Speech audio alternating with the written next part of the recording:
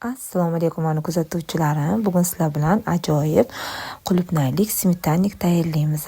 Bizga kerak bo'ladi un, shakar, xona haroratiga sariyog', 2 ta tuxum va 2 osh qoshiq razrixitel. Ularni yaxshilab aralashtiramiz-da, qo'lga yopishmaydigan xamir qilib qo'lga yopishi kerak emas. Mana hozir ko'rishingiz mumkin.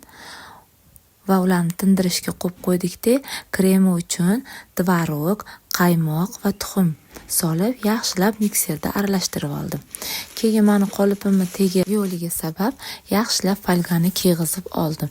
Keyin xamirni yaxshilab yoyib, yonlariga ham teqizishingiz kerak. Ya'ni yaxshilab yoyib, yopishtirib chiqdim-da va kremni quyib oldim.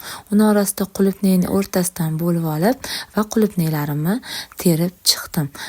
Men past olovda 1,5 soatdan oshiq pishirdim. Mana qulupnaylik smetanligimiz ham tayyor bo'ldi. Sizlar ham tayyorlab ko'ringlar. Mazasiga gap yo'q. Voila!